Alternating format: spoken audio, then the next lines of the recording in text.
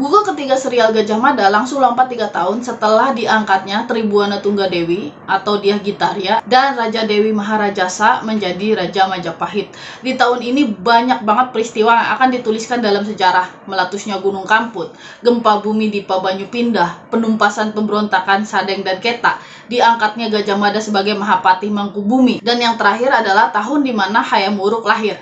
Yap, di buku ini banyak banget ceritanya, men. Selamat siang semua, selamat datang di kelas buku. Nama saya Ria dan kali ini saya akan bahas buku Gajah Mada buku ketiga Hamukti Palapa. Oke, kisah dimulai dengan penggambaran bagaimana sih suasana Majapahit yang sedang dilanda paceklik. Sejarah mencatat bahwa pada saat Prabu Putri Tribuana Tunggadewi naik tahta, Majapahit mulai memasuki masa tentram. Sebelumnya, pada masa pemerintahan Raden Wijaya dan Jayanegara, perang berkecamuk dilanjutkan dengan pemberontakan demi pemberontakan melanda terus-terusan.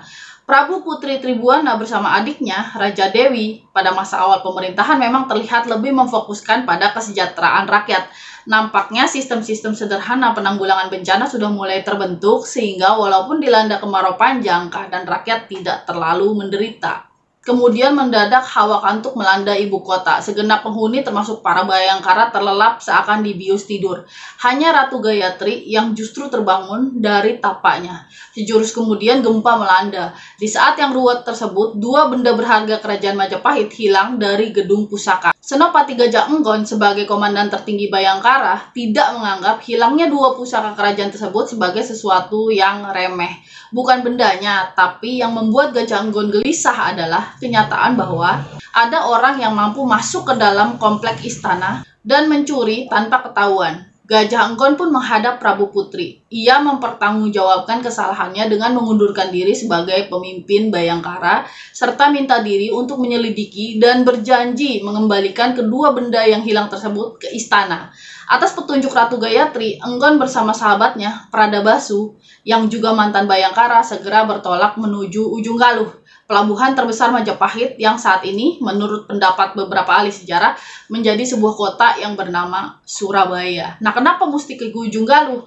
Ya, karena Ratu Gayatri nyuruh Gajah Enggon ke sana gitu. Ya udah, Gajah Enggon ya menurut aja kan, dia datanglah, dia pergi ke sana dengan Pradabasu, dan kagetnya Gajah Enggon ketika dia sampai di Ujung Galuh, salah satu hal pertama yang dia dapatkan adalah tahu-tahu dia ditodong untuk menikahi seseorang, orang yang diminta gitu untuk dinikahi oleh Gajah Enggon ini adalah seorang perempuan cantik yang jago berkelahi. Sementara itu persoalan Dyah Menur belum selesai. Oke, jadi kalau yang udah baca buku keduanya, itu kan di situ ada cewek yang namanya Dyah Menur, ya kan?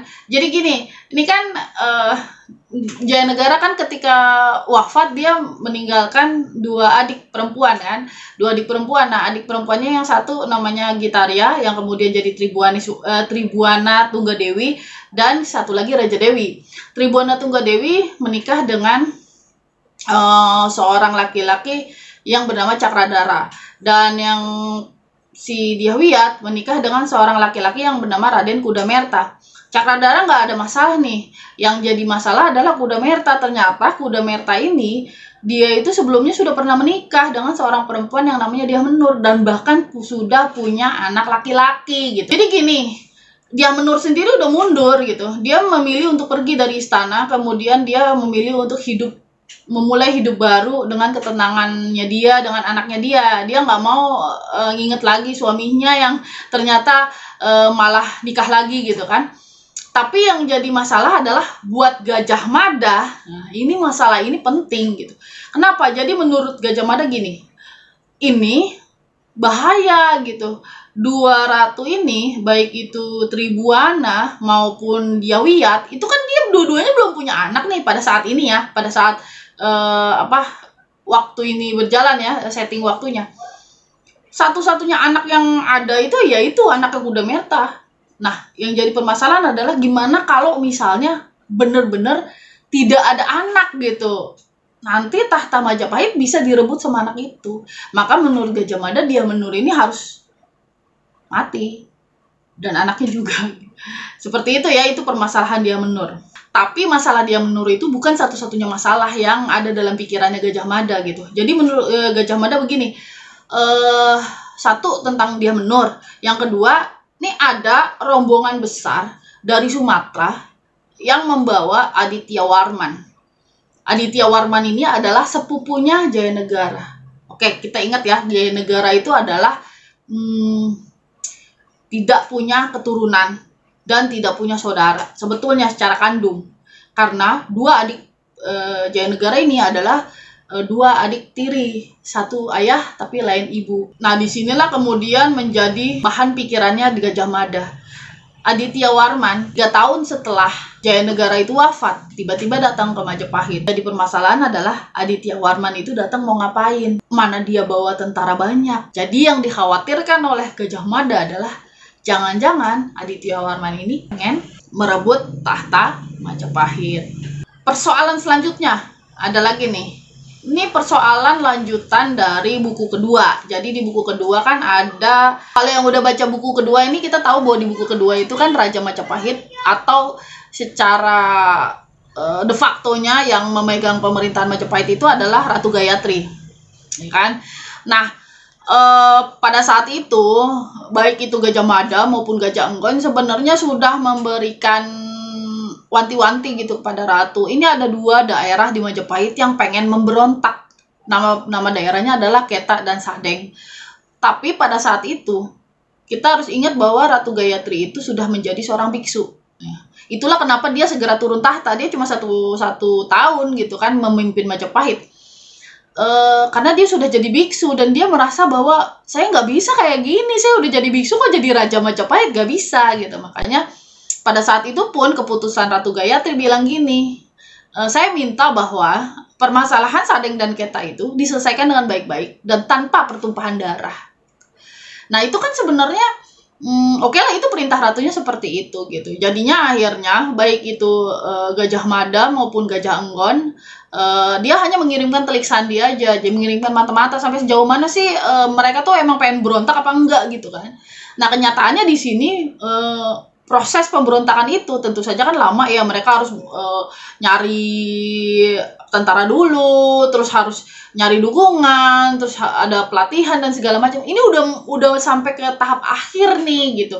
Sehingga pada saat itu Gajah Mada menyatakan bahwa kepada Ratu Tribuana ini nggak bisa lagi kita mundur-mundur ini gitu. Kita harus segera menyelesaikan persoalan ini karena jangan sampai Ketak sama Sadeng udah keburu menyerang Majapahit duluan gitu. Sementara itu lagi banyak banget ini ceritanya.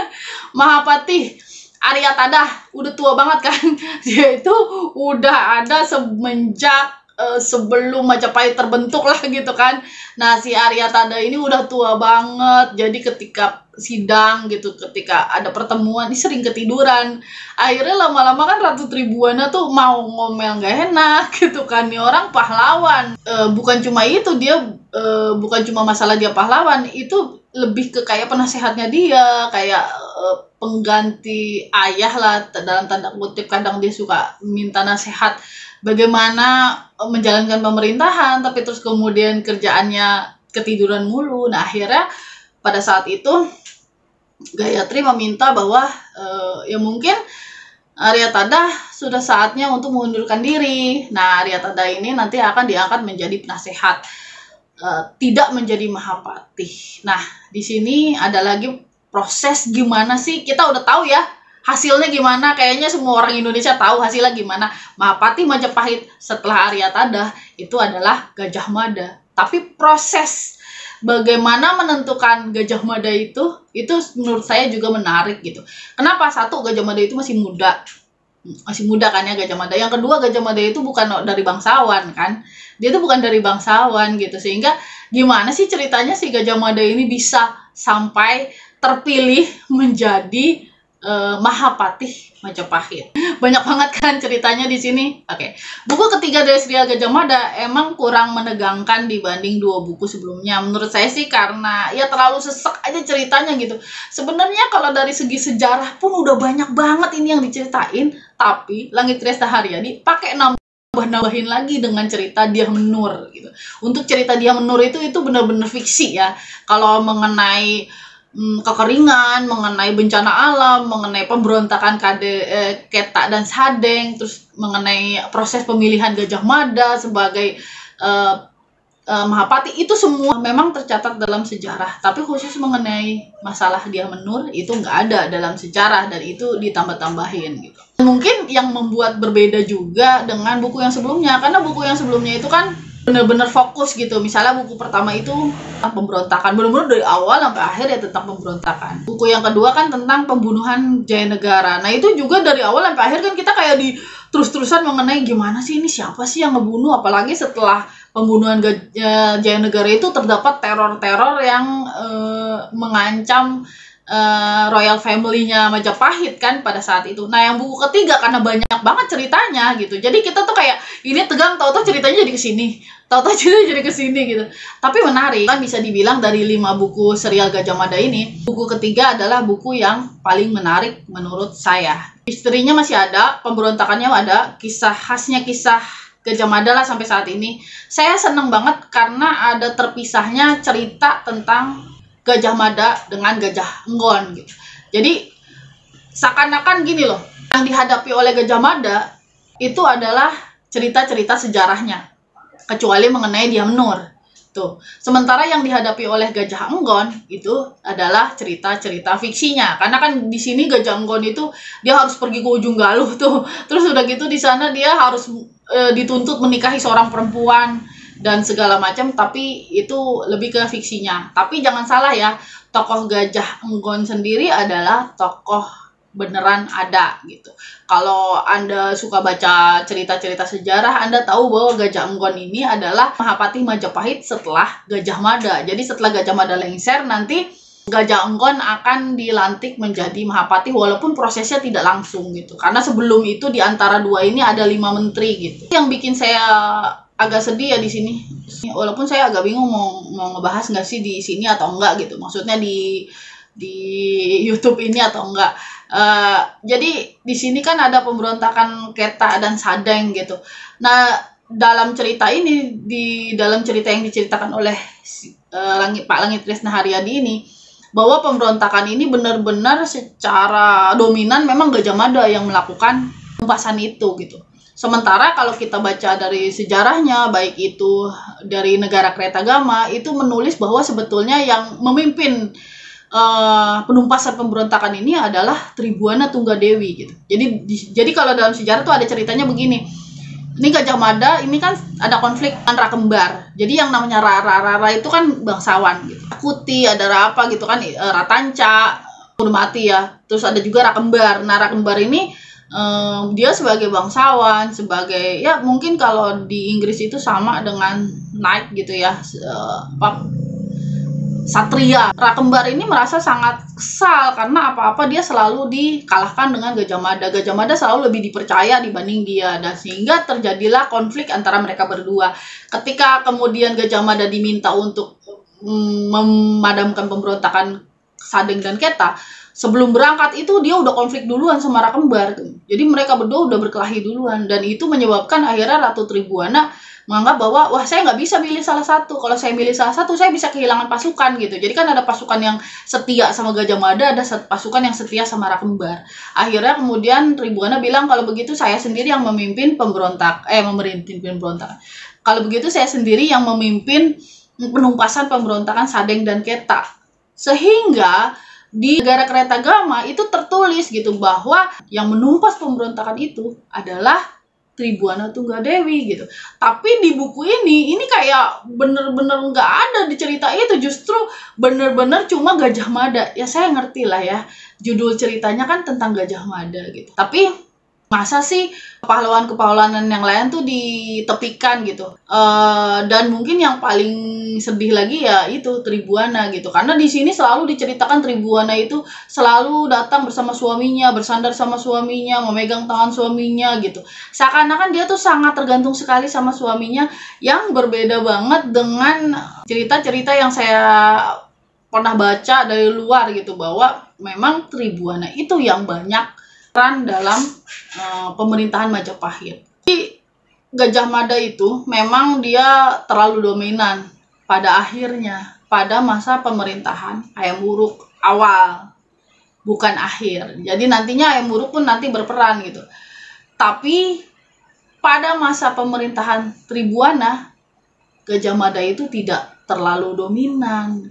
Dia tetap berada di bawahnya Tribuana. Baru setelah Tribuana kemudian mengundurkan diri dan kemudian maju Hayam Wuruk, umurnya baru 16 tahun. Pada saat itulah Gajah Mada menjadi terlalu dominan dalam pemerintahan Majapahit yang membuat Hayam Wuruk sempat menjadi raja bonekanya Gajah Mada. Sudah saya tadi bilang ya bahwa dari 5 buku Gajah Mada, serial Gajah Mada, buku yang ketiga ini buku favorit saya. Saya senang banget buku yang ketiga ini, banyak banget ceritanya, banyak banget sejarahnya, tapi juga banyak banget fiksinya gitu. 5 dari 5 bintang. Sampai di sini pembahasan buku kali ini. Like kalau kamu suka, dislike aja kalau kamu tidak suka. Dan kalau ada yang salah dalam pembahasan buku kali ini atau ada informasi yang ingin ditambahkan, silakan ditulis aja di kolom komentar di bawah. Akhirul kalam, wassalamualaikum warahmatullahi wabarakatuh. Oh ya, NB. Jadi untuk yang di sini setelah ini saya akan tulis beberapa buku-buku sumber yang saya baca untuk saya membuat resensi kali ini.